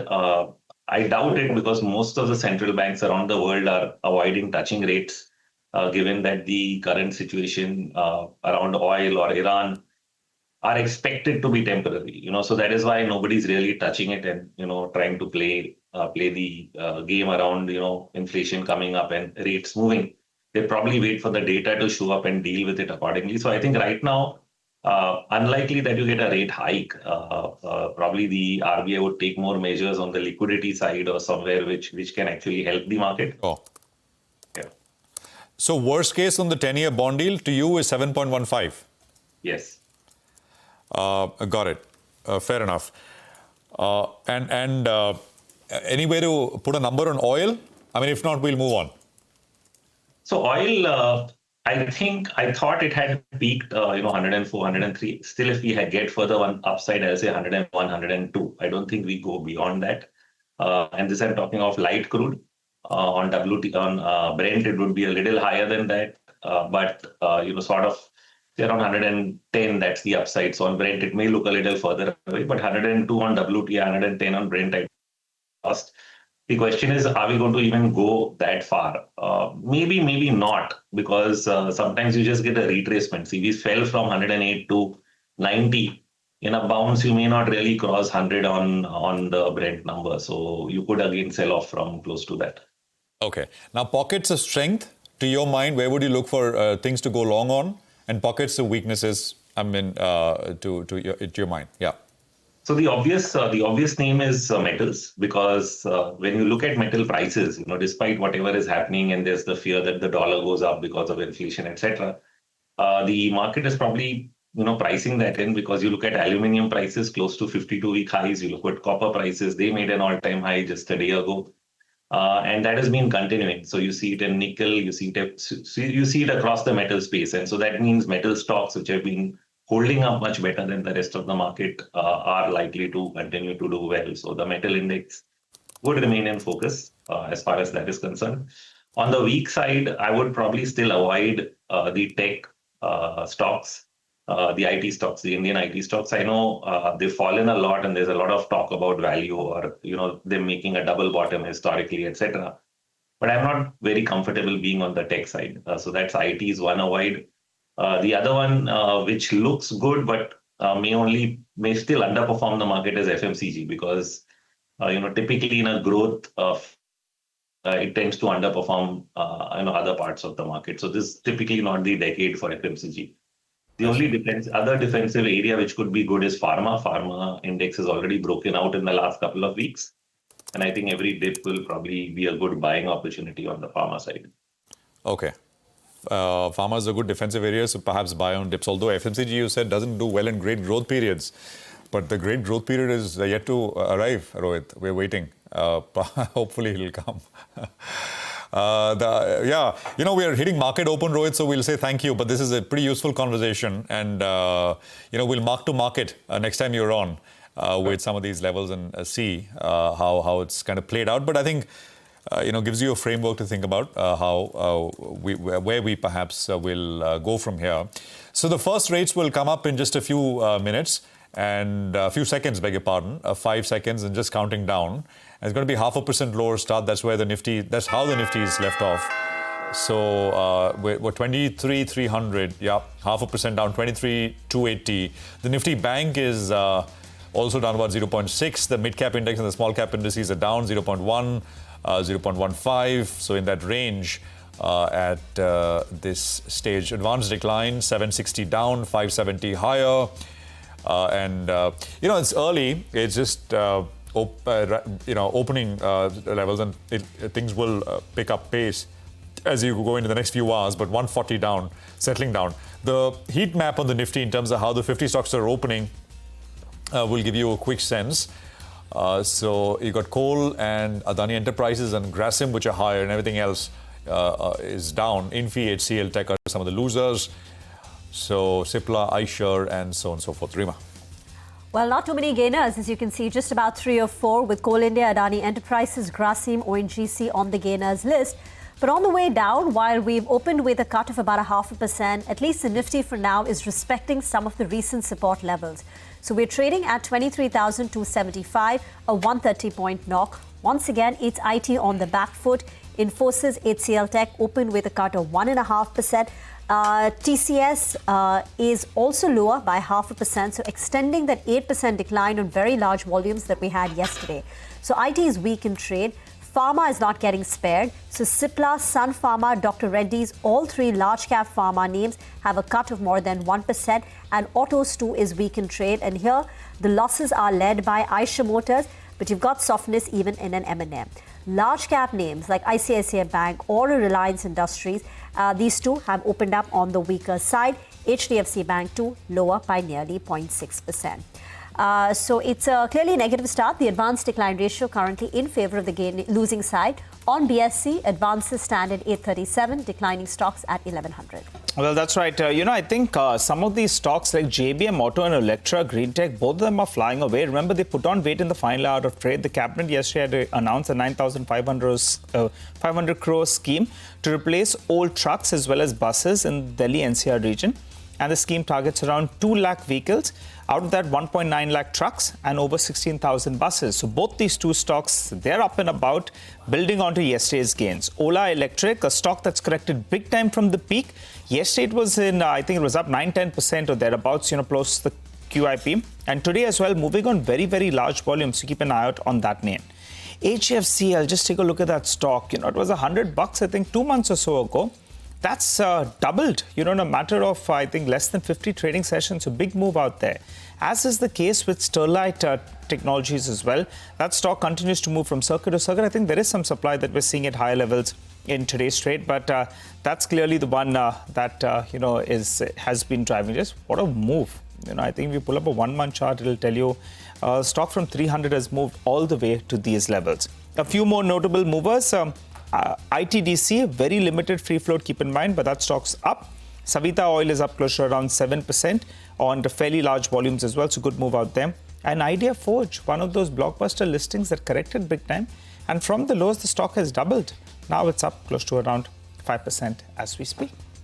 Okay, I think, it's stronger stocks, and this is what we were talking about, right, earlier. The broader Nifty index and generally the narrative, etc., the FI selling and everything, right? It all sounds and looks a little negative, but otherwise, you look at stocks and there's lots and lots of action and activity, lots of 52-week highs, all-time highs, and so on and so forth. Manishi Chaudhary is with us, CEO, Emmer Capital Partners. Manishi, good to have you with us here. Thanks for joining in. So what's the advice? What's the recommendation, Manishi? Position yourself in those pockets. Metals is one, capital goods, power infra, grid infra. Those are defense perhaps, a few names there. You got a few these optic fiber names, absolute rocketed up. Right. They're easily spotted in that sense. The stronger names. What's your advice? Right. So the first thing to do about India and in the context of the rest of Asia is to take a 100,000-foot view. So all these issues that you talked about, that is lack of foreigners' interest, the continuous FII selling, weakness in the currency, they all emanate from one particular issue, and which is the lack of growth. And I'm talking about earnings growth here because it now looks like calendar 26 or fiscal 27 in the Indian context would be another year of single-digit earnings growth. It's possibly 3 years in running that we are going to see this. That doesn't quite sit well with, the rest of Asia, particularly North Asia, where we're seeing superlative growth. And it used to be only AI-driven tech companies till recently. But now that is actually percolating down to the broader economies of Korea, Taiwan, where consumption is beginning to spike, where the earnings estimates of the banks are beginning to grow stupendously. Over the last 6 months, some of the Korean banks and Taiwanese banks' earnings estimates have grown anywhere between 20 to 40%. So obviously, Indian growth in single-digit earnings growth and couple that with about 19, 20 times 1-year forward PE, that does not really inspire confidence. So it's this growth picture that has to change. Now, how would it change? One obvious way out of this is investments. So private capital investments and also getting foreign direct investment, net FDI, to increase significantly. There's a lot of work to be done in this respect. And, I think India needs to be a bit more, what should I say, a bit more ambitious about the quantum of FDI that it can get. But for the time being, if, the kind of situation that we're faced with, one would have to navigate the Indian market on a stock by stock, on a very close, stock selection basis. So some of these are the kind of sectors, some of these stocks are in the kind of sectors that you named, maybe capital goods, maybe defense. I would also look at some pockets within consumer discretionaries. One has to be a bit careful there on account of the valuations. And maybe metals, the basic materials, which is perhaps the only sector where there is a growth outlook, and at the same time there are relatively modest valuations. So that is possibly the only thing I would say about India. But for Indian investors, I think, and I'm repeating myself, I said this a couple of weeks ago on your channel, for Indian investors, looking outside, diversifying their portfolio outside India is absolutely essential. So, Manishi, hi, morning, and thank you for joining in. So if I had to ask you one of your most high conviction buy ideas when it comes to India, from here on, incremental money, where would you put it? Because even if you put money in banks, so large cap banks is a safe space, valuations are comfortable relative to previous periods, but it's not yielding any return for investors. So what would your bet be right now? If you look at the near term, maybe next 3 to 6 months, it is very difficult to, kind of answer that question because, we actually did this exercise recently. We looked at all across Asia.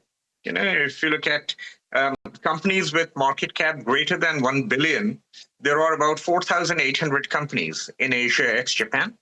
And we tried to identify companies which have earnings growth forecast of at least 10%, price to earnings growth, PEG multiple of less than 1.2 or so, decent balance sheets, which are, debt to equity ratio less than 1 times or so. There are hardly any companies in the large cap Indian space, more than 10 billion that actually show up. I think the only company that we were able to identify was Tata Steel. On the other hand, the companies in Korea and Taiwan, which have gone 10 times, like SK Hynix, like Samsung Electronics, they figure prominently in that kind of a screen because it's not just those stocks have moved up, but their earnings estimates have also moved up. And that is very difficult to find in India. We do have some Indian choices in the mid-cap spaces, and majority of them possibly come from, capital goods, industrials, and some of the consumer discretionary services spaces. So those are some of the opportunities that one has in India. if I have a longer term time horizon, maybe over the next 3 to 5 years, I would still hang my hat on the private sector banks. They're gaining market share. Their valuations are way cheaper than they used to be. I would also, certainly focus on the capital goods, the big frontline industrial companies. They also have some experience in the Middle Eastern region, which will have to be rebuilt. There are lots of transportation infrastructure which will have to be rebuilt to de-risk the world. And so these are the things I would possibly focus on. Hi, Manishi, you're sounding quite cautious on the Indian markets. Not too interested, it seems. Would that be fair, as at current reckoning? You're not that optimistic on the prospects? The kind of fundamentals that India has unfortunately leaves me with no choice. And I just talked about it. If you look at the earnings growth for fiscal 27, it's again in single digits. It used to be in the mid-teens if you go back about 6 to 9 months. But consistent earnings estimate downgrades have now brought it in single digits.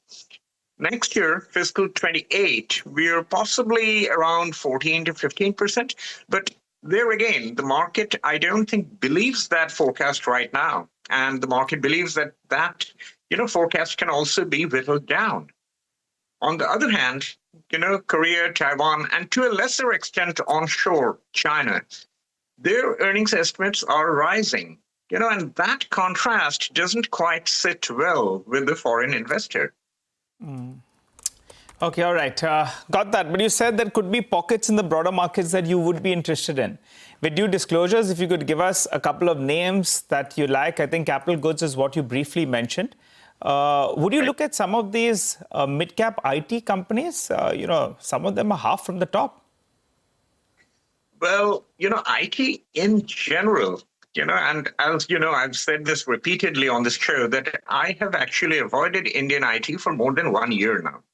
I have not had any Indian IT company in my model portfolio, and that has actually stood me in good stead. I mean, the large frontline companies have, some of them have halved over the last 1 year. The kind of screen that I talked about, there is somewhat curiously, one IT company actually came up on that, on that quantitative screen, and that was Tech Mahindra, which has strong earnings growth forecast at a relatively cheaper valuation, a good balance sheet. But there again, one doesn't know whether the macroeconomic backdrop and this whole AI-driven backdrop that we are seeing, whether that would lead to whittling down of those earnings estimates or not. So it's a sector that I would possibly remain cautious about for the time being. Manishi, you were talking about and making comparisons with Korea, Taiwan, and the kind of earnings growth they offer. Would you be comfortable buying any of these AI players because they're now $1 trillion, $2 trillion companies in terms of valuations? Can you buy at current levels? And SK Hynix and the other TSMC, Micron? Yes, and this is a point I would like to make. SK Hynix has gone 11 times over the last 1 year. If you compare it to where it was around May, June last year, it's 11 times. And the stock is actually cheaper than it used to be. Remarkable as it may sound, because earnings estimates have shot up way higher than the stock price. Why? Because of this humongous demand for memory that we're seeing. Samsung is it's possibly not cheaper than it used to be, but there again, it's not really expensive. TSMC has shot up, but at the same time, it's possibly a little more expensive than it used to be. But there again, the future earnings growth certainly justify the current valuations. If I look at what's happening in that AI CapEx space, as we move from inference-based AI to agentic AI, the number of tokens that you would need would actually grow exponentially. And therefore, the demand for compute, the demand for memory is only going to go parabolic from here. irrespective of which large language model wins, quote unquote, the demand for compute will have to go to TSMC. The demand for high bandwidth memory will have to go to that trio of Samsung, Hynix, and Micron. So this is a very sweet space. There's picks and shovels providers. They're either a monopoly or a very benign oligopoly and benefiting from very sharp rise in product prices. So at least, for the foreseeable time horizon, I would definitely still remain focused on those companies. And remember, these companies have moved up despite the fact that foreign investors have sold these companies. The biggest selling in Korea has actually come in Samsung and Hynix from the foreigners. The biggest selling in Taiwan has come in TSMC because of the benchmark weight-related reasons. They have to rebalance their portfolio to manage risk. But fundamentally, I don't see any concern for the time being. We'll leave it there. Thank you very much for joining us. Thank you. And, it's always a pleasure. Well, I just want to sort of tease out an important face that you will see on the channel today.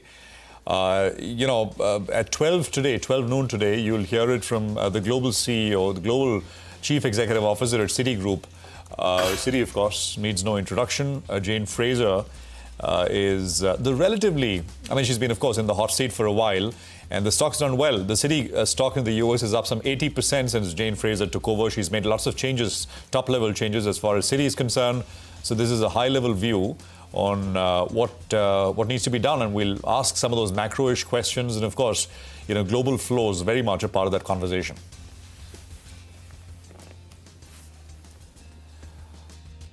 Okay, let's move on and get in the first discussion on the show. Mahesh Babu, Managing Director, Ola Electric, is now joining in. Saurabh Agarwal, Partner, Automotive Tax Incentives Leader at EY India, is also here with us on the show. Mahesh, if I may just start with you, and before we get to the topic on hand in the Delhi NCR to replace the old trucks and buses, from an EV point of view, have we truly seen an inflection point right now? And do you think supply is a bit of a constraint? And then we'll get to the topic that we called you on. I think we'll have to look at what is announced yesterday as a policy to replace vehicles in the context of Delhi EV policy announced, and also on the PM E-Drive, PM E-Seva, and the FAME 2 schemes, which Government of India has been promoting for adopting electric vehicles.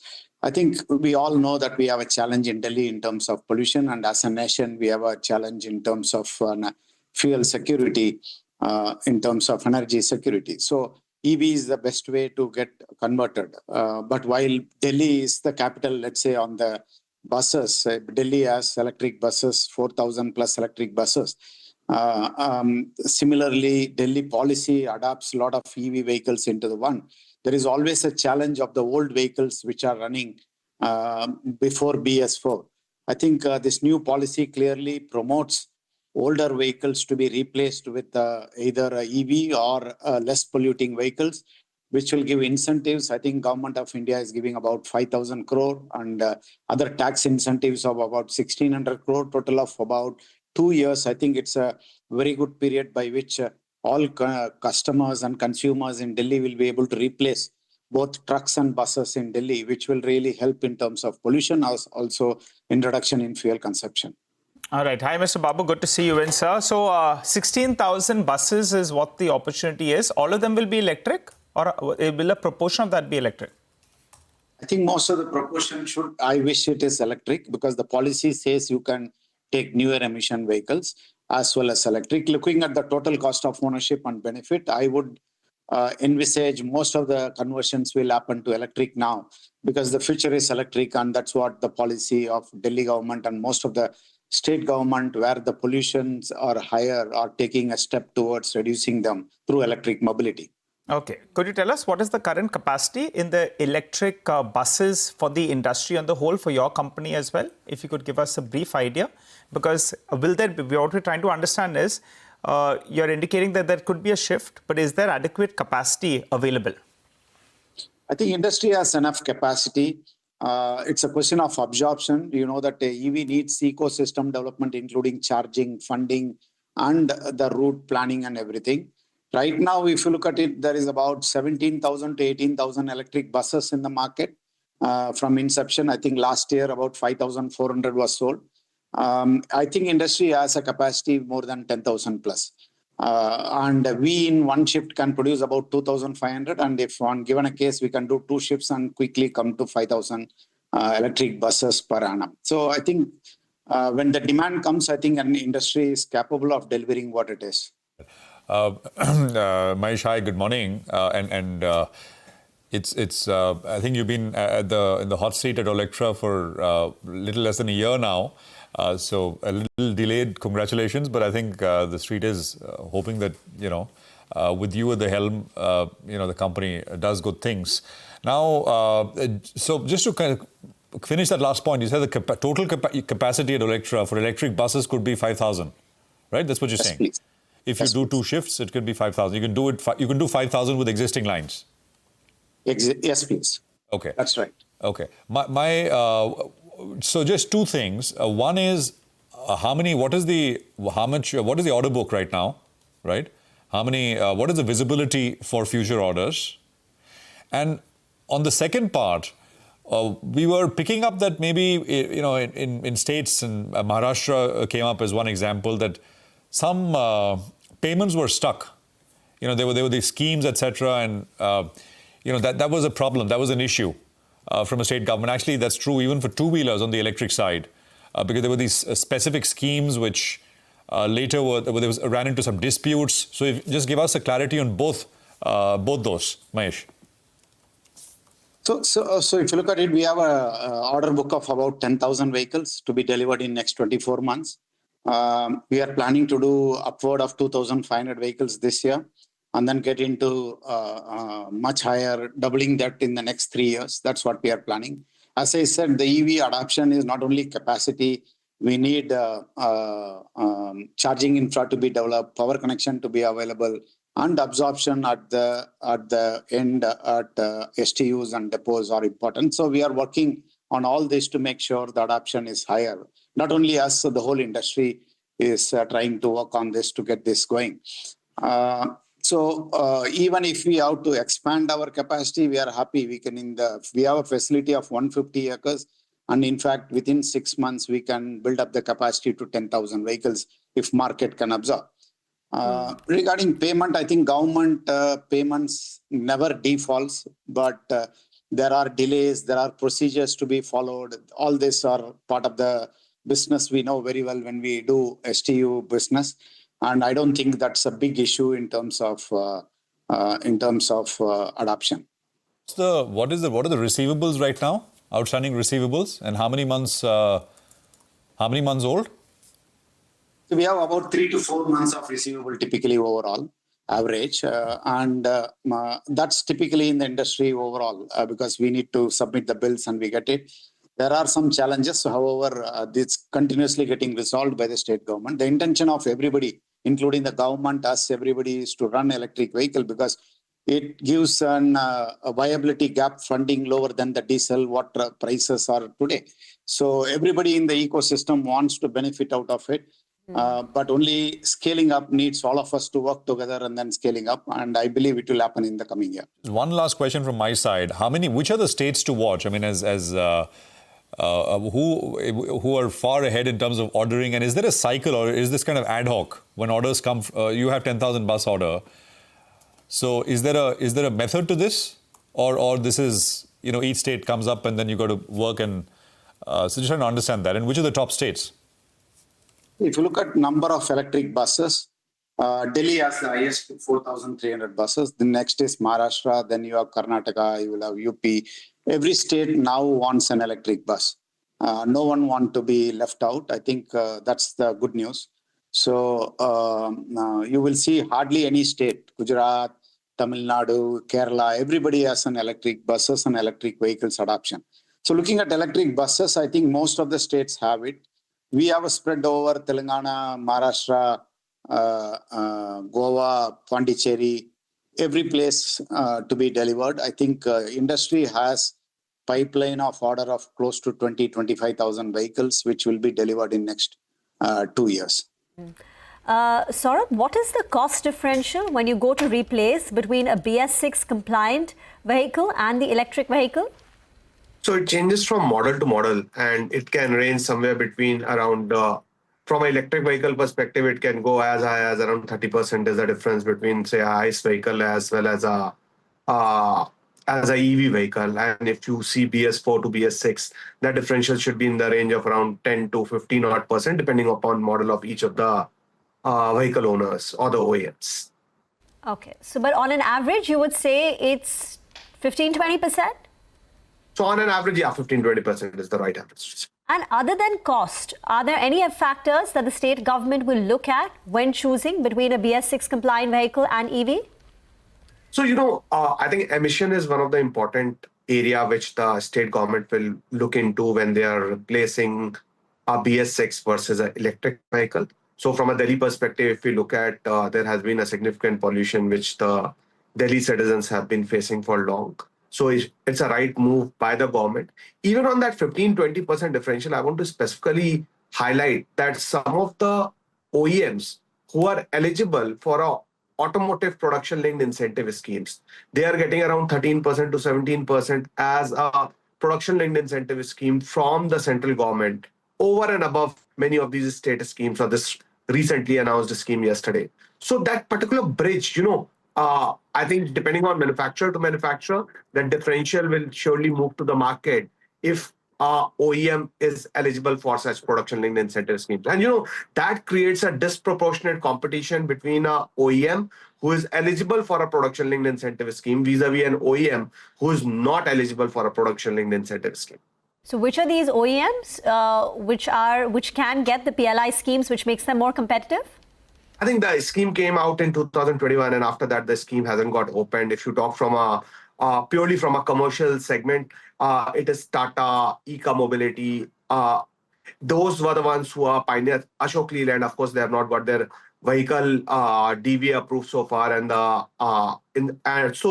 But if you look at other side, there can be PMI, there can be JSW and other OEMs who are now coming into the picture, Electro Green as well, where the production linked incentive scheme has not got eligible to them so far. So therefore, while the fund also, if you see, there's a lot of fund which is left out into the scheme. If you look into 26, 27 and 27, 28 numbers, broadly around, by the government estimates themselves, if you look at the budget, somewhere close to around 17,000 to 18,000 crore worth of incentive claims will still be left out for 26, 27 and 27, 28.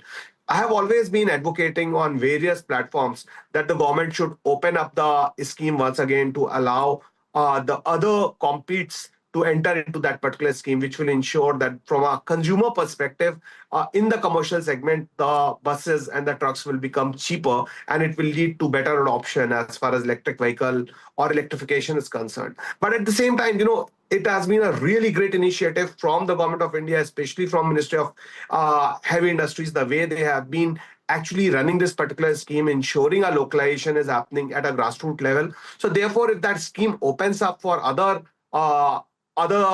players as well who were not originally into the scheme, that will really help the cause of electrification. Yeah, got it. Mahesh, just a couple of questions. So what is the batteries, right? Where do they come from for the buses? The cells comes from China. All of us know it. They are the 80% manufacturer of cells across the globe.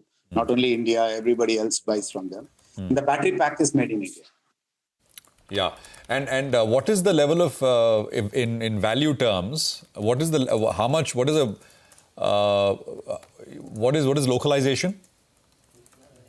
In the battery pack, typically right now the cell cost around 60 to 70%, and remaining is the value add in the localization. But if you look at the whole bus, the localization is above more than 50%.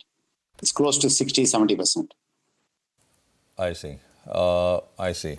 And anything policy-wise, Mahesh, you are expecting from in terms of a big push to move towards EV in a more rapid pace, Mahesh?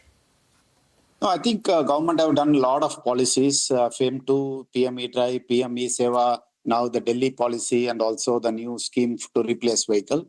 But as rightly said by even ENY, I think the PLI scheme, all the new players are left out. I think most PLI is won by the big giants like Tata, Ashok Leyland. I think we are looking at the next phase of PLI in auto EV industry to be launched, where the new entrants and medium range players like us will play a role and benefit from PLI. So that's the only thing we are expecting. Otherwise, I would thank Government of India for doing multiple schemes. I think we have enough schemes for EV adoption today. But if at all they consider any new scheme, I would consider announcement of PLI for EV manufacturing for new mid-range players like us.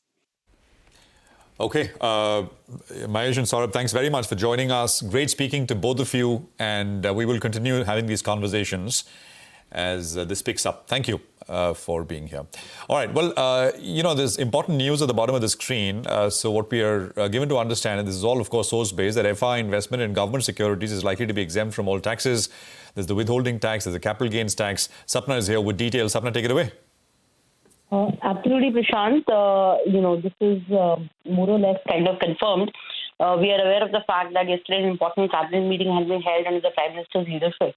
So most likely, in principle, decisions have been taken, and now we have to wait for the implementation in the form of an ordinance, most likely, as these changes are going to require changes, rather modifications in the amendments to the IT law. Having said that, so this particularly the withholding tax, the 20% levy that is there at the moment, there has been a big demand from FII since a pretty long time. So basically, how it operates is like, the earnings that you get on your investment in the shape of interest. The entire portion is levied. I mean, the entire portion, 20% tax, which is pretty steep.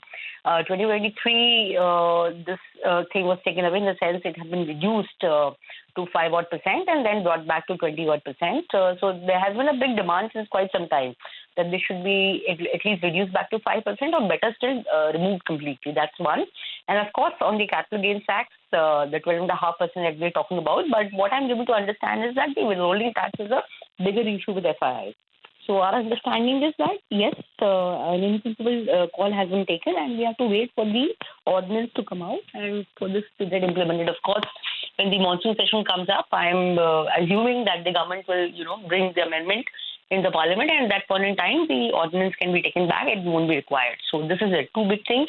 The 20% withholding tax likely to be made zero, and also the cap gains tax of 12.5% on FI investments in GSEC to be removed. So basically, all their investments in the GSEC market, the Indian bond market, or rather GSEC, government securities, that is supposed to become zero. Do we know what the size of holding that foreigners have? And this is obviously going to be prospective, right?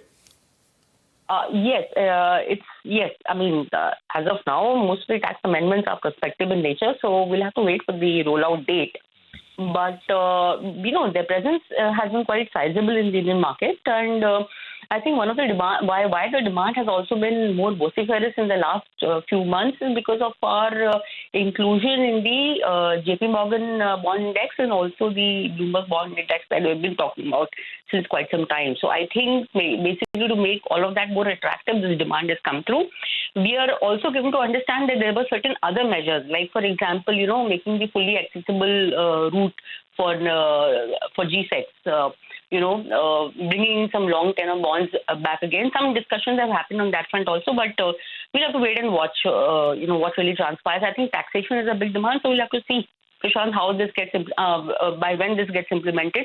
I'm sorry, I really don't have the details of the exact exposure. Oh, sure. No, that's fine. That's fine. We had, by the way, I put out a piece. This is with regards to the inclusion in these global bond indices, etc. But it's small. I mean, compared to the size of the market, it is small. But we'll get those numbers later. Sapna, we don't want to speculate, but logically, this seems like maybe, and this is something which market participants are talking about, right? And it's been discussed by lots of people, a kind of a bond issuance, a foreign bond issuance or something. I mean, to basically make it attractive, right? Because at 20%, it'll be very difficult to attract money. So is this that kind of sequencing anything you're picking up?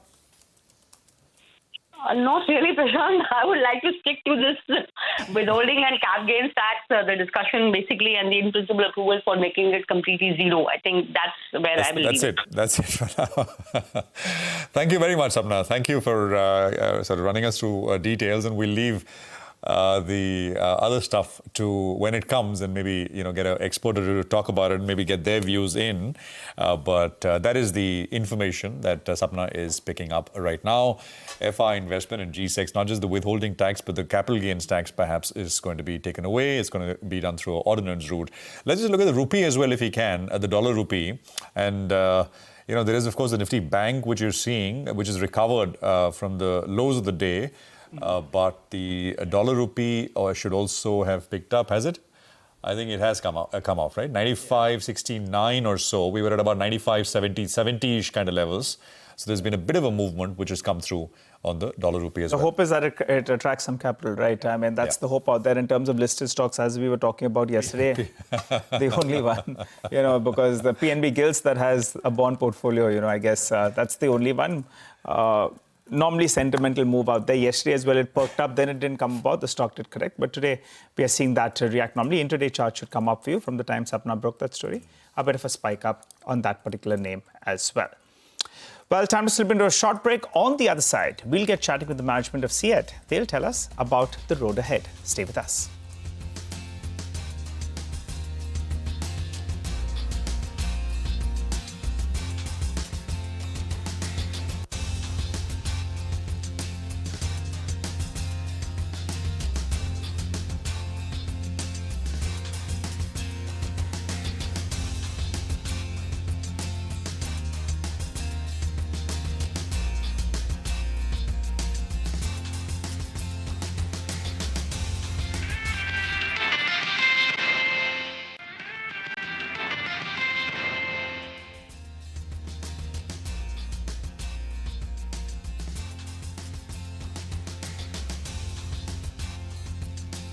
Welcome back. Markets saw a bit of a recovery from the day's low. We're closer to around the 20,400 odd mark.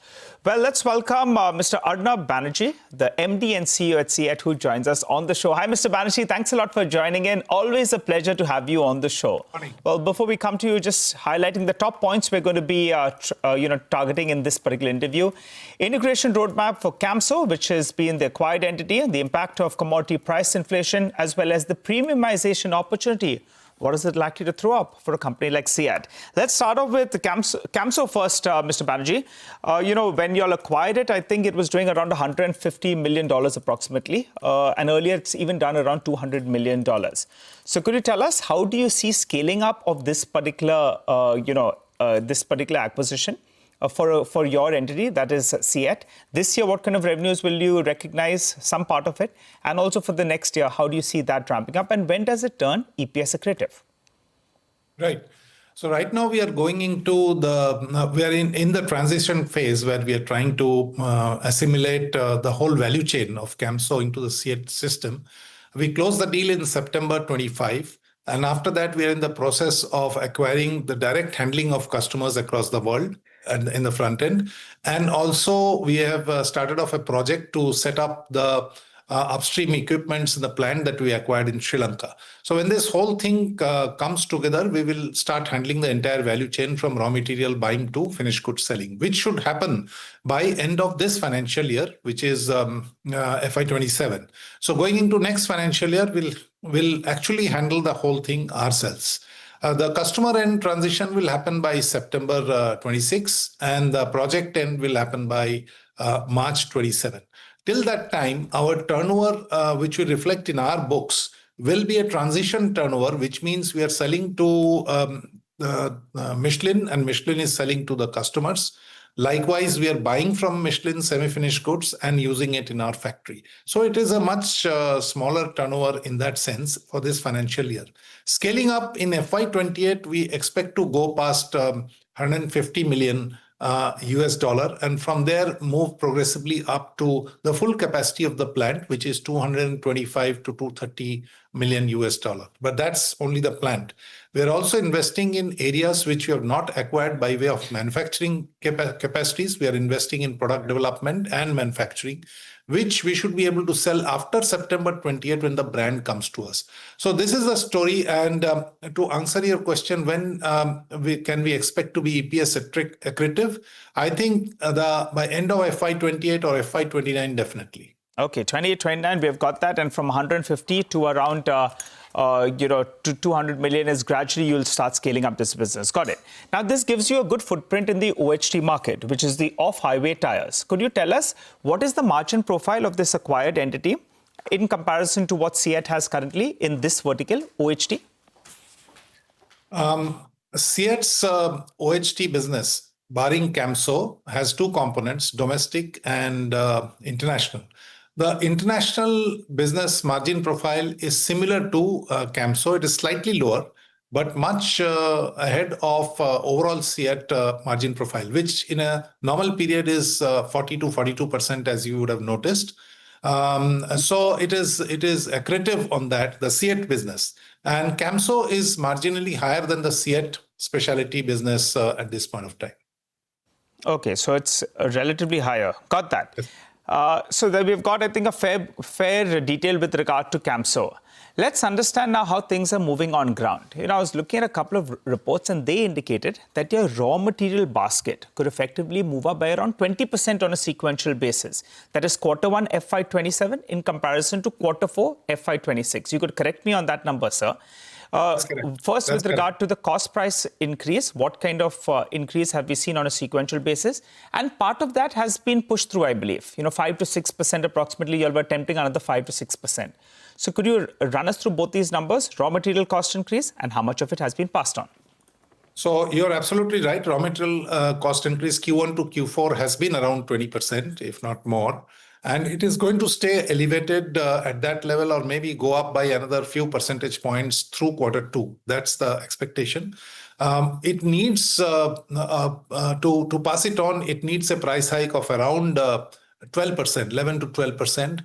So far, we have been able to pass on about 6 to 7% in domestic aftermarket, about 5-6% in international business. And the pass-through in OEM has been low because it's an indexed pricing. So the April 1 indexed increase has been low single digits. So we expect a very high adjustment in the OEM prices on July 1st. And we still have to do about 5 to 6% price hike in both domestic aftermarket and international business, which we expect to do through June and early July.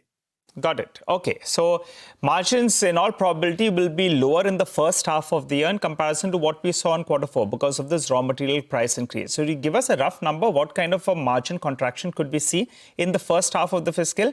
And my other question to you, Mr. Banerjee, is since you're talking about a larger price increase, could it possibly hurt demand in the second quarter once the July 1st price revision takes place?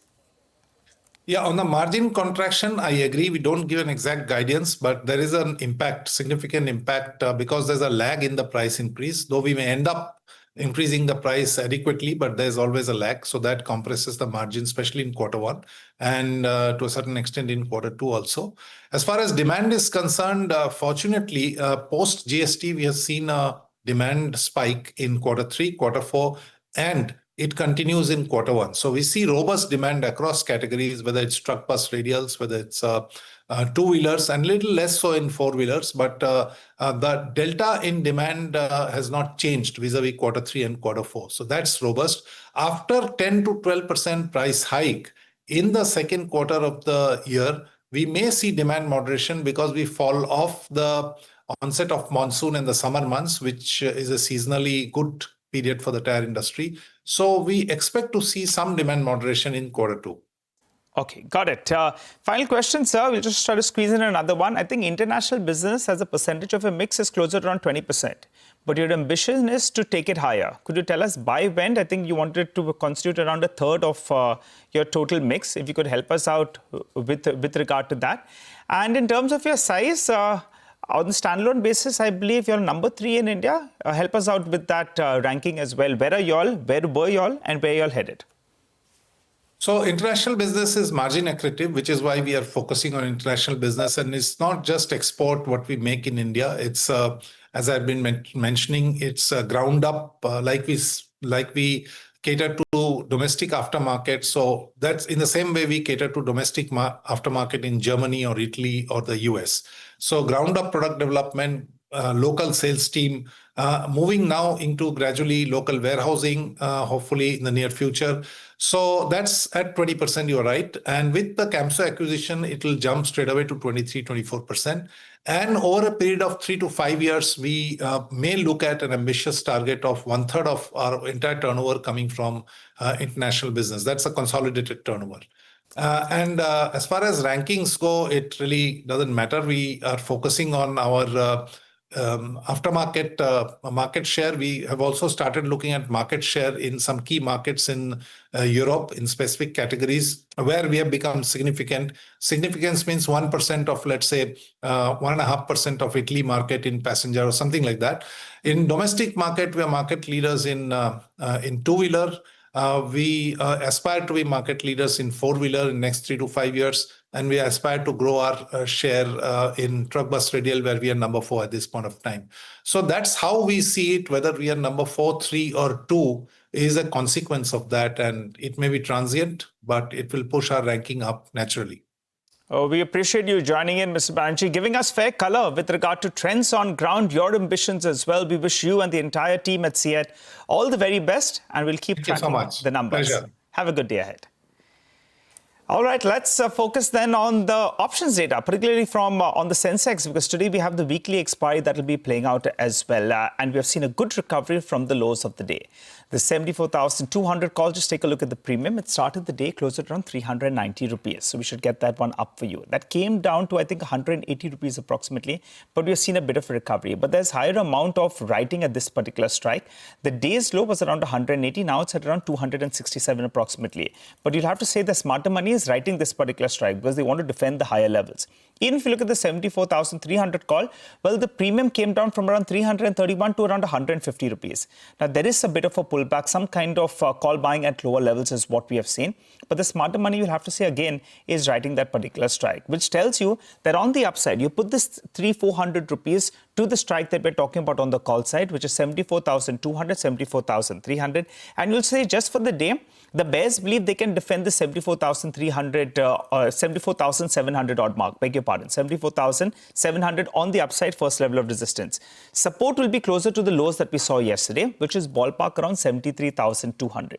And if you look at the chart, if you can get past the 74,700, 75,000 odd mark, then you're hitting that crucial resistance, which is the 20 and 50 DMA put it together. So things will remain volatile for the time being. The bulls are fancying their chances. From the day's low, the sensex has seen a good recovery. But given that it's weekly expiry, expect a fair bit of action. We're around 300 points away from that very, very crucial resistance mark. We'll slip into a short break, though. On the other side, Manisha Gupta is waiting for us. She'll tell us what's going on in the commodity markets.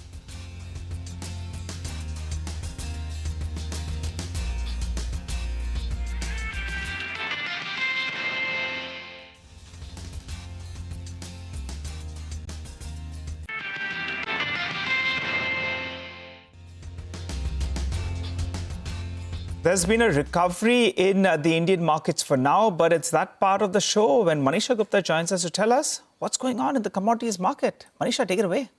Thank you so much for that, Nigel. Well, I'm looking at rubber prices because this is where we've seen very constant gains come in for the last 6 or 7 months. Overnight, the futures have gained up by 2.5%. And with that, the global rubber prices are trading at January 2017 highs at this point in time. The year, if you look at the last 6 months and the last 12 months as well, has been very strong when it comes to rubber. And the last 3 months have only taken prices on the higher side. There is support because of the weather woes. There are supply shortages driven by weather disruption in the 2 major producing countries, both of them in Asia. One is Thailand, which is looking at very heavy rainfall. There are warnings of flash floods for this week as well. And this is where major tapping happens. This is the season for that as well. The other major producer is Indonesia, which is looking at dry weather, drought-like conditions, pretty much like what India does. And that below normal rainfall is what they're looking at in the month of June, also expected to bring the rubber production on the lower side there. And then apart from weather, it also is about tension in the West Asia conflict. That is pushing the oil prices higher, which is used to make synthetic rubber, where the prices have surged up quite strongly, taking the natural rubber prices higher with it also. Remember, the crude oil prices have gained up by 30% since West Asia conflict, and it is up nearly 60% for the year 2026 till time here. So there is a global supply crunch that the markets are looking at. The strong raw material demand from the tire industry are a couple of factors which have been supporting the prices. All India Rubber Industry Association came out with a report. They're suggesting that the rubber production cost has gained up by 15% in matter of last just 3 months therein. When you look at the price increase in the Indian markets, and this is what you should be looking at, because the price increase had started way before the West Asia conflict, and the conflict just took the prices even more higher. So we started this year with 160 rupees a kg for the prices in the month of January. Feb was already high at 218, and then every single month there has been higher highs that rubber has been making. So from 162 to 218, by April it was already at 237, and the last couple of months have seen prices gain 10% on a month-on-month basis. So 253 in the month of May, and June already standing at 262, and we've just started this month right now. So very strong gains in the Indian rubber prices, as you can see on your screen. The synthetic rubber prices have gained even higher. This is natural rubber prices. So if this is up by 40% in this year, synthetic rubber prices have gained up by 70% in this year already.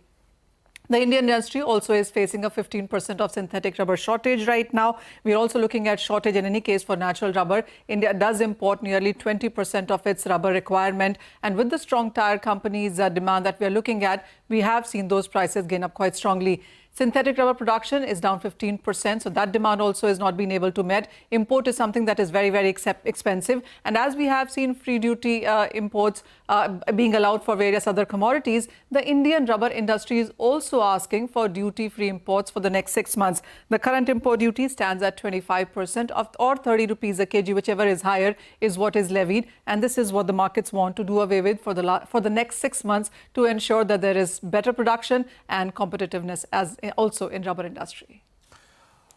Manisha, thank you very much for that. Well, interesting times and interesting price action coming there. We'll take a quick commercial break here. Lata speaks with economist Geeta Gopinath. Needs no introduction on India's current account deficit, pangs, the rupee, West Asia conflict and more coming up on the other side.